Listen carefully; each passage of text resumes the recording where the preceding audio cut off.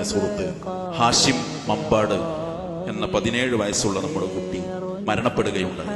ഒരു ദിവസം സുബഹ് നിസ്കാരം കഴിഞ്ഞ് വരുമ്പോൾ ഉണ്ടായ ഒരു തലവേദന തലച്ചോറിലെ ബ്ലീഡിംഗ് ആയി മാറി. പിറ്റേ ദിവസം അവൻ മരണപ്പെട്ടു. ഒരുപാട് മെസ്സേജുകൾ അവനെ കുറിച്ച് നമ്മുടെ ഗ്രൂപ്പുകളിൽ വരുന്നുണ്ട്. അതിലൊരു മെസ്സേജിൽ ഒരു വരി ഉണ്ടായിരുന്നു: മയ്യത്തിനോട് അസൂയ തോന്നിയ ദിവസമാണിന്ന്.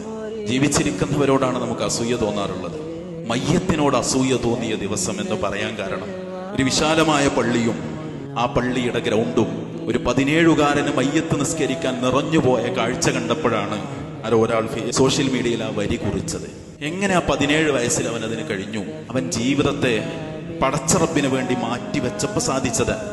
കഴിഞ്ഞ ഈ ജൂണിൽ സ്കൂൾ തുറക്കുന്ന സമയത്ത് കുട്ടികളെ സഹായിക്കാനുള്ള നമ്മുടെ സ്റ്റുഡൻസിന്റെ വിദ്യാനിധി എന്ന പ്രോഗ്രാം 40 കുട്ടികൾക്ക് പുസ്തകങ്ങളും മറ്റും കൊടുത്ത് സഹായിക്കാൻ മണ്ഡലം കമ്മിറ്റി ചാർട്ട് ചെയ്തു. അവനാണ് മണ്ഡലം കമ്മിറ്റിയുടെ ട്രഷറർ. പൈസ പിരിച്ചായിട്ടില്ല. അവൻ്റെ കൂട്ടുകാരോട് പറഞ്ഞു, ഈ 40 ആൾക്കുള്ള പൈസ ഞാൻ എടുക്കാം, പിന്നെ ശാഖയിൽ നിന്ന് പിരിച്ചു കിട്ടുമ്പോൾ നിങ്ങളതെനിക്ക് തന്നാൽ മതി.